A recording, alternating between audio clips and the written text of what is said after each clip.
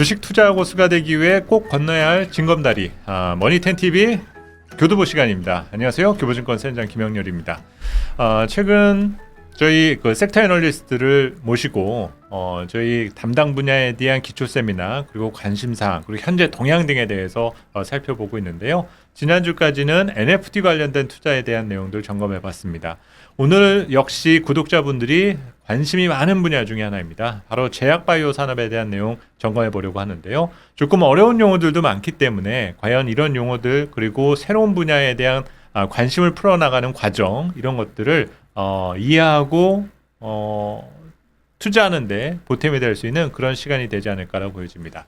저희 제약바이오를 담당하고 있는 김정현 연구원을 모시고 관련된 내용 점검해 보도록 하겠습니다. 안녕하세요. 네, 안녕하세요. 네. 제약바이오 담당 김정현입니다. 네, 김정현 연구원이 연초부터 상당히 자료를 많이 내고 있습니다. 그런데 이 관련된 내용들을 한번 보게 되면 상당히 저조차도 새로운 용어고 이해가 쉽지 않은 그런 내용들이 조금 많은 편이었어요. 그래서 먼저 최근 저희 홈페이지 게시판에 올라 있는 자료를 보시면 김정현 연구원의 상당히 인덱스한 자료들을 보실 수가 있는데요. 먼저 그 자료에 대한 부분 어떤 내용들을 담고 있는지 한번 소개를 해주시죠. 네, 우선 먼저 자료에 대한 간략한 소개부터 드리도록 하겠습니다. 우선 제가 최근 한 2주간에 두 번의 자료를 발간을 했었는데요. 각각의 자료들은 사실 한국 제약사들이 글로벌 밸류체인에 포함되기 위해서 개발하고 있는 약물이나 혹은 기전들에 대한 내용들입니다. 우선 제가 2월 초쯤에 중순에 발간한 자료를 보시면 비소세포 폐암, 그리고 피캡, 내시 치료제 이렇게 세 가지 주제에 대해서 인덱스하게 한번 써본 적이 있습니다. 네. 간략하게 말씀을 좀 설명을 드리면요. 벌써 그 용어부터가 상당히 어렵거든요. 또 이런 용어가 어렵다라는 것을 구독자분들이 견디면서 사실 보기 위해서는 이런 내용들을 공부했을 때 투자에 도움이 된다. 사실 이런 부분 등이 뒷받침돼야 되는데 그런 부분 등을 우리가 찾아볼 수 있을까요?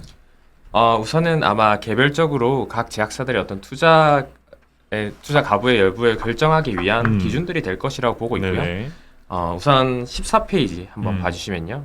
이 비소세포 폐암 치료제에 대한 시장에 대한 이해가 필요한 이유는 사실 많은 분들이 알고 계실 유한양행이나 혹은 오스코텍의 레이저 티닙 약물이 과연 글로벌 밸류체인에서 정말 성공할 수 있는지 혹은 블록버스터 약물이 될 수 있는지에 대한 배경 지식을 얻기 위한 내용이고요. 여기서 비소세포 폐암 이렇게 하면 아마 내용부터 혹은 단어부터 어려우실 수 있는데 사실 폐암의 하나의 종류고요. 폐암 전체 암종 중에서 한 85% 정도를 차지하고 있기 때문에 그냥 폐암이라고 이해하시면 됩니다. 그런데 잘 아시다시피 폐암이라는 치료제가 굉장히 치명률이 높습니다. 글로벌에서 두 번째로 암이 많이 발생하기도 하고 사망률은 가장 높은 질환이기 때문에 관련돼서 글로벌 제약사들이나 국내 제약사들이 상당히 전력을 다해서 개발하고 있고요. 여기서 올해 말이나 혹은 2024년쯤에 되면 이제 유한양행이나 오스코텍이 좋은 성과를 내지 않을까라고 생각을 하고 있습니다. 우선은 유한양행에 대한 관심이 있는 투자자분들이라면 이 내용에 대해서 조금 숙제해둘 필요가 있겠네요. 아마 많은 분들이 이미 유한양에 관심 있는 분들이라면 이 레이저 티닙이 약물의 상업성에 대해서는 어느 정도 판단을 내리셨겠지만 그래도 제가 글로벌 밸류체인과 비교를 통해서 한번 상업적인 또 성공 가능성, 단순히 FDA 승인을 넘어서서 좀 판단해보고자 했습니다. 네, 좋습니다. 이 정도 소개해드리면 될 것 같고요. 또 피캡 시장에 대한 부분도 한번 점검해보도록 하죠. 네, 피캡 시장은 20페이지 가보시면요. 사실 용어부터도 피캡 시장이다라고 얘기를 하고 있는데 사실 뭐 이게 바이오와 연계가 되는지조차도 네. 사실 일반 투자자들 같은 경우는 매치하기가 좀 쉽지 않은 부분도 있는 것 같아요. 네, 피캡 역시 아까 비소세포 폐암과 동일하게 어떤 개별 제약사들의 투자 판단을 위한 배경 지식을 위한 내용이라고 보시면 되고요.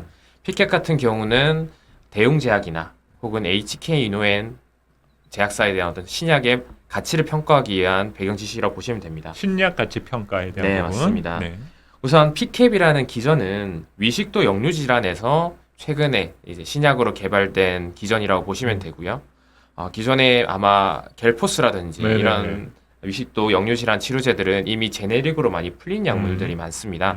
그런데 이 영역에서 HK인원이나 혹은 대웅제약이 지속성이나 혹은 효능 측면에서 상대적으로 우수한 약물들을 최근에 국내에서 출시 허가를 받았고요. 그 약물들이 이제 2022년부터 본격적으로 이제 출시도 됩니다. 대웅제약에서는. 그래서 그 관련해서 관심 있으시다면 이 약물들이 매출 그로스가 빠르게 올라가고 있는 상황이기 때문에 공부가 필요하다라고 판단하고 있습니다. 그렇군요. 네, 이어서 그 23페이지부터 있는 넷인가요? 네, 넷이라고 맞습니다. 읽어야 넷이라고 읽는 게 네네. 맞고요. 네네. 넷이라는 이제 질환도 아마 익숙치 않으실 수 있는데 그렇죠. 넷이라는 질환은 사실은 간에 염증이 생긴다라고 보시면 됩니다. 음. 근데 일반적으로 간에 문제가 생길 때 알코올 섭취와 관련돼서 문제가 생기게 되는데 이 뇌시는 알코올 섭취와 관계없이 간에 염증이 생기는 모든 질환들을 통틀어서 얘기를 하게 되고요. 그러다 보니까 오히려 이 문제의 원인이 명확치 않다 보니까 네네네네. 치료제 개발 자체도 어려운 상황이라고 보시면 됩니다. 여기 당장 예로도 이제 23페이지 아래쪽에 보시면 이렇게 시장이 꾸준히 성장한다라고 되어 있는데 문제는 이 가정들에 포함된 대부분의 글로벌 제약사들의 파이프라인들이 다 2상 혹은 3상에서 실패했습니다. 왜 그런가요? 우선은 원인이 명확치 않기 때문에 여전히. 다양한 제약사들이 다양한 자신들만의 가설을 검증하려고 하지만 이게 복합적인 가설들이 영향을 미치다 보니까 하나의 기전을 고치는 것만으로는 좀 부족하다는 평가들이 많고요. 다만 몇몇은 지금 후기 임상이 들어간 상태여서 아마 2024년, 2025년에 신약이 나오지 않을까 싶습니다. 이 약물의 이 질환에 대해서 이렇게 설명을 드린 이유는 사실 유한양행이나 혹은 한미약품이 이 내시 치료제로 또 역시 중요하게 파이프라인을 개발하고 있고요. 또 많은 분들이 해당 제약사들을 같이 평가를 하실 때 이 약물들을 파이프라인 상당히 중요하게 평가를 하고 계십니다. 그래서 과연 두 제약사들이 이 약물을 개발했을 때 글로벌에서 얼마나 성공할 수 있을지 이런 거에 대한 평가를 위한 또 배경 지시로 보시면 될 것 같습니다. 네, 사실 요 세 가지의 질병 관련된 그리고 해당되는 치료제 분야 등이 현대인의 건강에 있어 스트레스와 상당히 밀접도가 큰 것 같아요. 네, 뭐 맞습니다. 폐암도 그렇고 식도 역류라든지 간의 염증 뭐든지 다 규칙적이지 않고 건강하지 않은 우리 일상생활에 대한 부분이 축적되었을 때 현대인에 대한 건강에 아주 결정적인 위험 요인이 되어가고 있고 이 시장 자체는 계속 커져가고 있다라는 부분인 거죠. 그래서 이 해당되는 분야에 대한 관심이 많은 투자자분들이라면 앞서 김정현 연구원이 지적해 주었었던 것처럼 배경 지식 그리고 기술 동향에 대한 변화의 과정 같이 평가하는 데 있어서 우리가 어느 정도의 가중치를 줄 수 있는 것들이냐 이런 의미에 한번 공부를 해볼 수 있을 만한 중요한 내용이 되는 것 같습니다.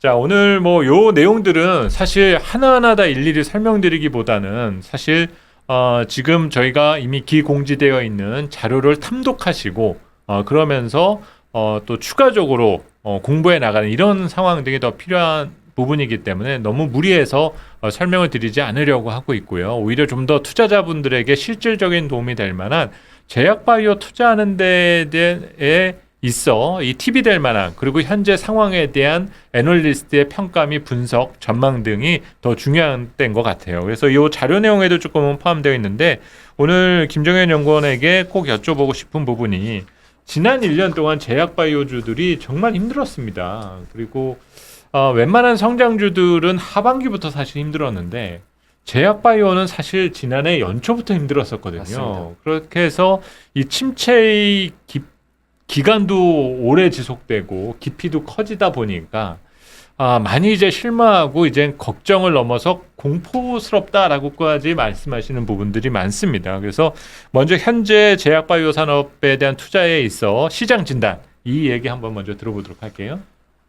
네, 말씀하셨다시피 작년에 이제 2021년 한 해 동안 제약바이오 업종이 상당히 어려움을 겪었던 건 맞고요. 특히 제가 이 업종을 맡기 시작한 게 작년 1월부터였으니 네네. 저 역시 이 어려움과 시작부터 그렇죠. 같이 했다라고 보시면 될 것 같습니다.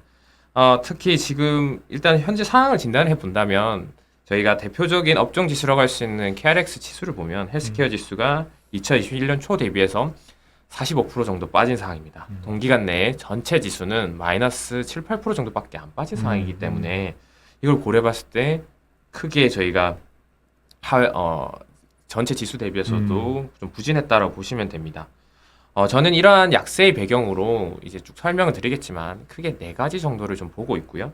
첫 번째는 일단 2022년 말에 지나치게 높았다라는 점.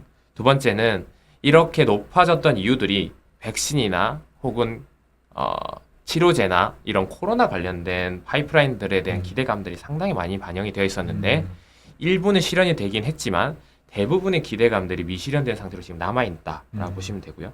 세 번째는 나스닥 바이오도 또 더 안 좋은 상황이었다. 그래서 일반적으로 국내 바이오텍들이 이 기업 가치를 평가할 때 나스닥 기업이 이 정도 높은 가치를 평가받으니 국내 기업도 이 정도 평가를 받자라는 이 피어 밸류에이션을 많이 하곤 했었는데 이런 것 자체가 불가능한 상황이다.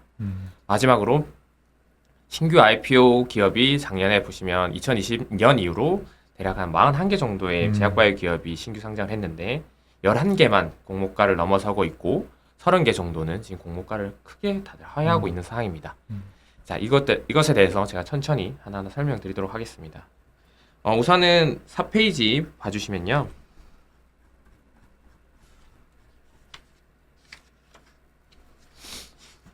아까 처음에 말씀드렸다시피 2020년 말에 지나치게 이 높이가 위치가 높았다고 보시면 됩니다. 이유는 오히려 역설적으로 2020년에 가장 좋았던 업종 중에 하나가 제약바이오 업종이었는데 KRX 전체 지수를 보시면 2020년 내내 90% 넘게 업종 자체가 올랐습니다. 그 과정에서는 소위 말하는 템베거 종목들도 두세 개 이상 나왔었고요. 하지만 이러한 기대감에 담겨 있었던 성과들이 사실은 이 코로나 국면에서 많이 소멸되게 되었고 결국 5페이지 가보시면 정확히 지금 2020년 초로 돌아온 상황이다라고 보시면 됩니다. 물론 이 2년간 일부 기대감들은 실현되긴 했지만 많은 부분들이 좀 실현되지 못한 미실현 상태로 남아있기 때문에 결국 돌아왔다라고 보시면 됩니다. 그리고 두 번째는 아까 말씀드렸다시피 이러한 기대감들을 형성하는 게 백신이나 혹은 치료제 같이 코로나 관련된 이 파이프라인들에 대한 가치평가가 많이 포함이 되어 있었는데 재밌는 점은 이러한 기대감들이 작년 10월 초부터 나스닥이든 한국 바이오 기업이든 대부분 이제 크게 이 기대감들이 붕괴되기 시작합니다. 그 시점이 언제였냐면 처음 머크가 몰누피라비르라는 경구용 치료제를 이 좋은 데이터를 발표하면서 경구용 치료제 출시 가능성이 가시화됐을 시점입니다. 이게 재밌는 게 그 당시는 이 실제 시장에서는 세상에서 게임 체인저가 될 거라고 했지만 아직은 게임 체인저가 못 됐는데 제약바이오 기업들 기업 가치 측면에서는 게임 체인저가 되지 않았나라고 생각을 하고요. 그리고 세 번째는 이 나스닥 바이오 업종 자체가 부진합니다. 나스닥도 2021년 초 대비해서 보시면 나스닥 바이오 업종이 한 마이너스 17% 정도 빠졌는데 동기간에 나스닥은 빠지진 않았습니다. 한 5% 올랐습니다. 성장주로 대표된 이 나스닥 지수 자체에서도 바이오가 특히 더 언더퍼폼했다라고 보시면 됩니다. 이러한 것들은 제가 아래쪽에 쭉 써두었지만 뭐 유전자 편집 기술이나 세포 치료제 그리고 CNS 관련된 파이프라인들이 기대감을 많이 받았던 기대감 그 파이프라인들이 2021년 내내 좀 실망스러운 결과들을 많이 발표를 했었다라고 보시면 됩니다.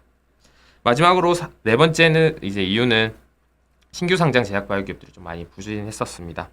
아마 뭐 다양한 이유들이 있겠지만 이제 공모 시장에서 좀 유동성이 많이 이제 공급되는 과정에서 제약 바이오 기업들이 많이 상장이 됐었고요. 그러한 영향에 따라서 이 공모가 대비해서 좀 부진한 기업들이 2020년 이후로 계속 많이 나왔다. 이런 점들은 결국 신규 투자자들이 제약 바이오 기업에 투자를 상강하는 그 허들을 높이는 결과로 이어지지 않나라고 생각하고 있습니다.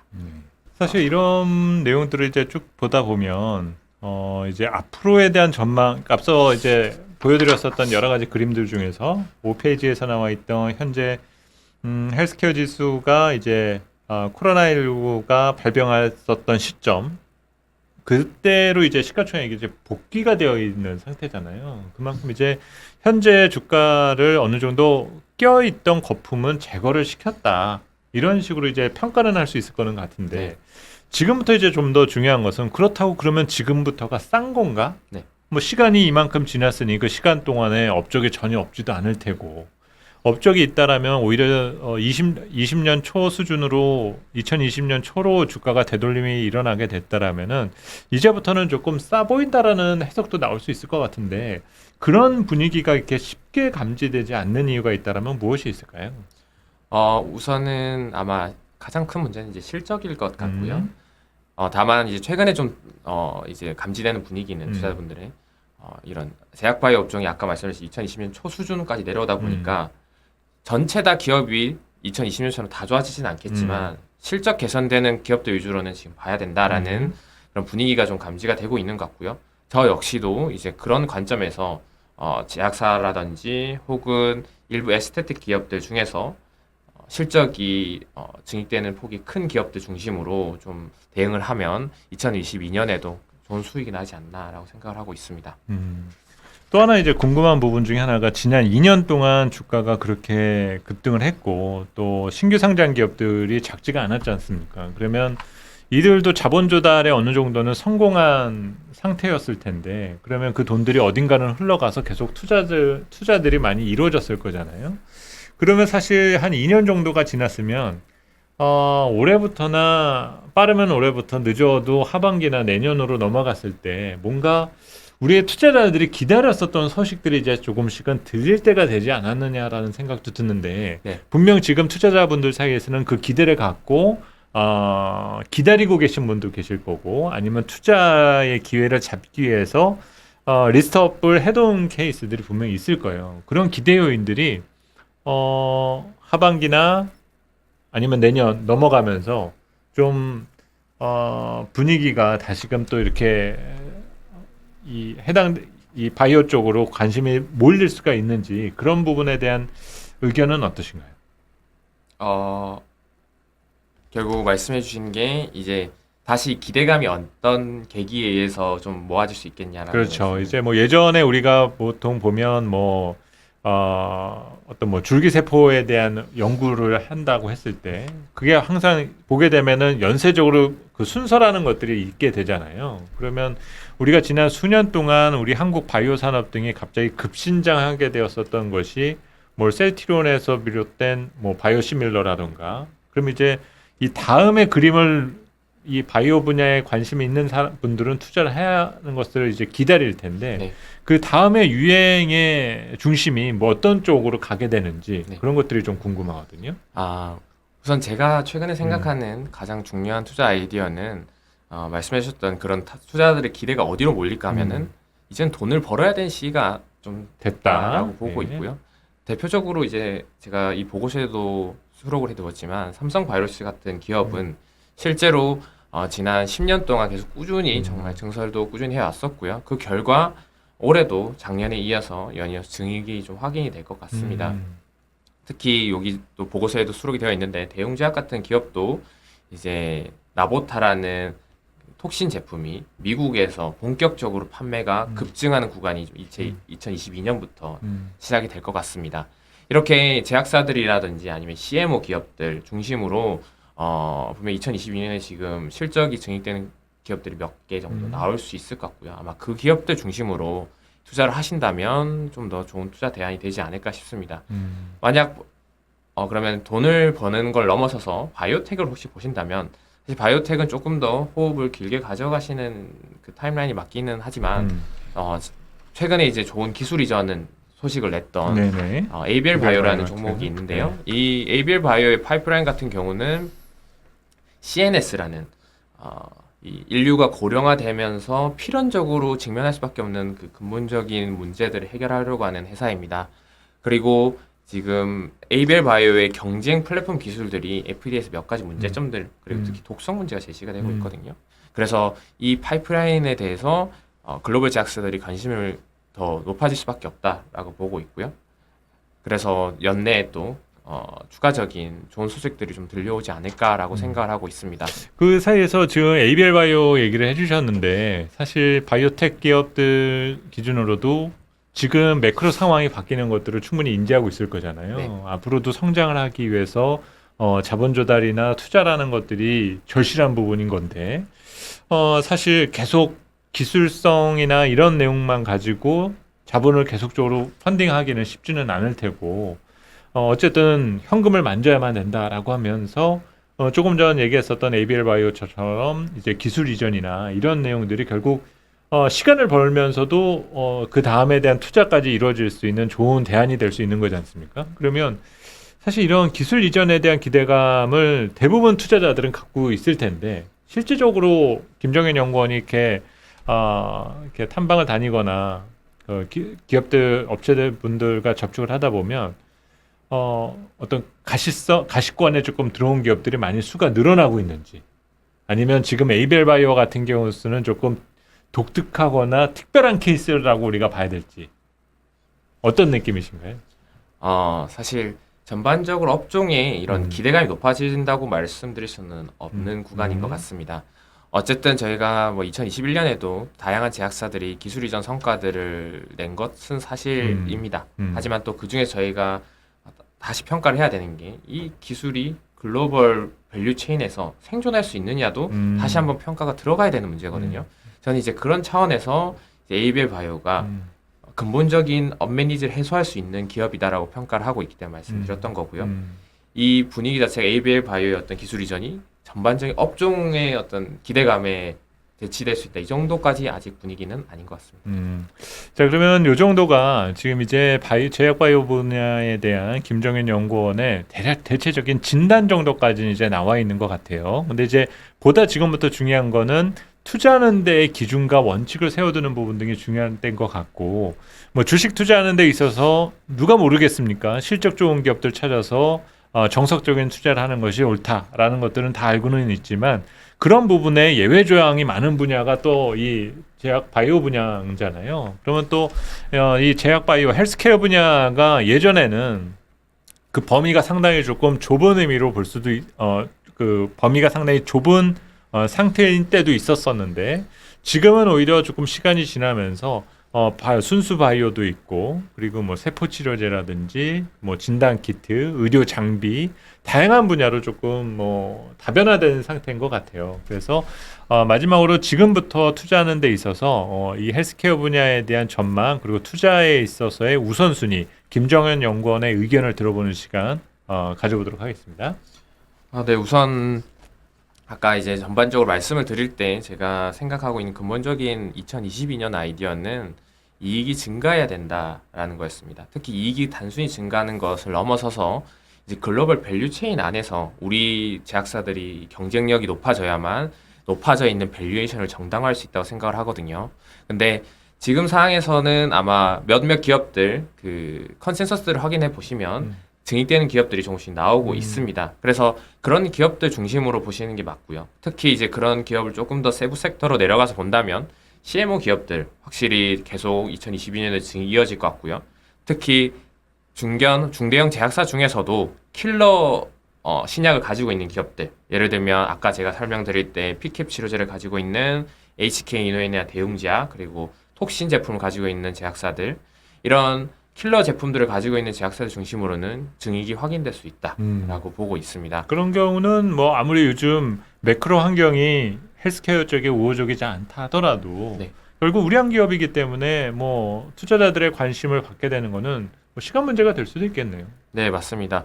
특히 이제 투자자분들이 그런 과정에서 제일 좋아하시는 스토리가 사실은 이러면서 이게 구조적으로 얼마나 안정적으로 꾸준히 증가할 수 있느냐 이런 점을 많이 보시는데, 사실 제약 이런 약물이라는 게 바로 그런 기준에 가장 부합하는 거거든요.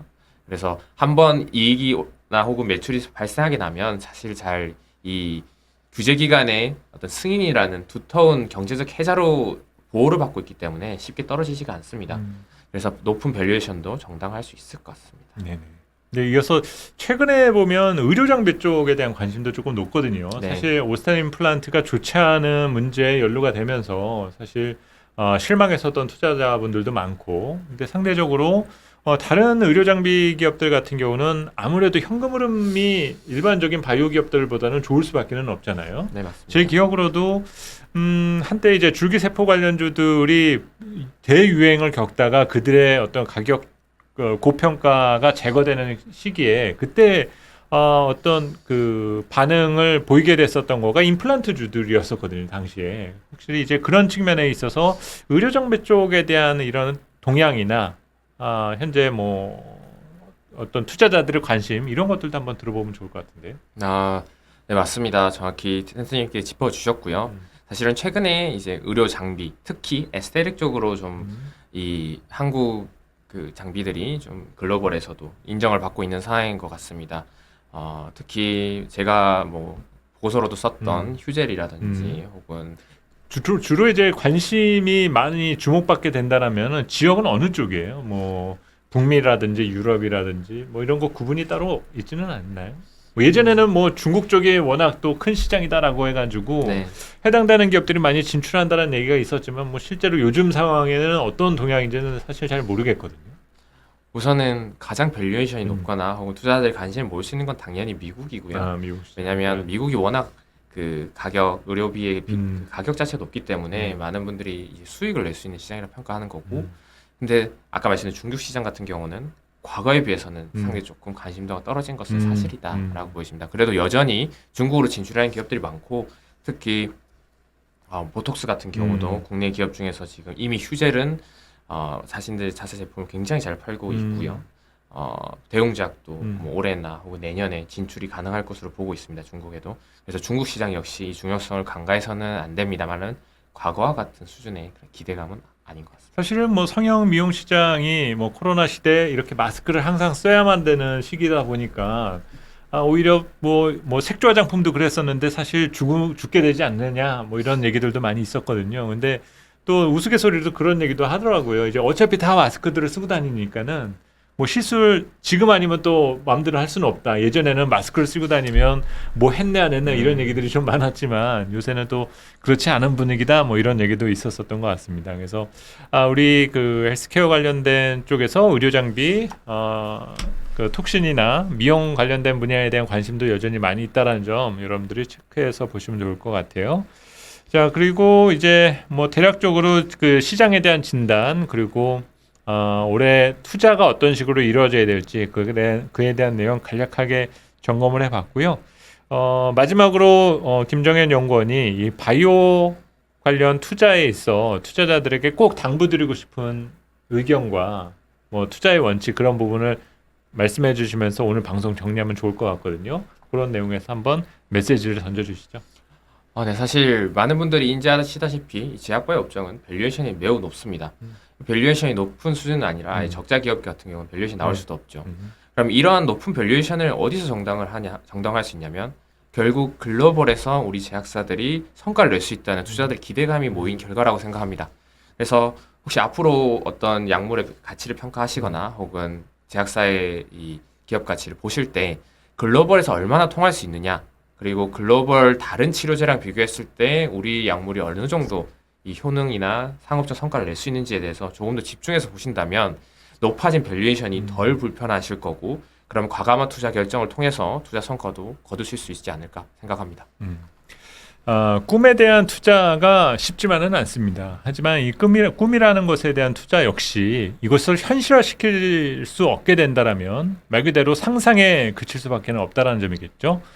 우리가 성장주 투자가 앞으로 어려운 시대인 측면들도 있지만 헬스케어 분야 역시 바뀐 투자 환경에 적응할 준비가 되어 있고 우리는 그런 바뀐 환경에 대해서 적응 그리고 약간의 변화를 주는 정도가 필요한 시기에 있다라는 점이죠. 그런 부분에 제약 바이오에 대한 관심이 많으신 분들이라면은 저희 김정현 연구원의 자료를 탐독하시고 또 궁금하신 점이나 뭔가 보충된 설명이 필요하시다라고 하시면 이 영상물 댓글에 남겨주시면 관련돼서 답변을 드리도록 하겠습니다.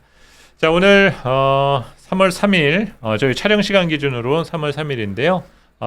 이번 주 준비되어 있는 교두보 내용은 제약 바이오 분야에 대한 내용들 점검해 봤습니다. 저희는 다음 시간에 조금 더 색다른 내용 또 저희 템버 여러분들에게 도움이 될 만한 내용 영상물을 가지고 다시 찾아뵙도록 하겠습니다. 오늘 촬영은 이 정도에서 정리하도록 하겠습니다. 감사합니다. 감사합니다.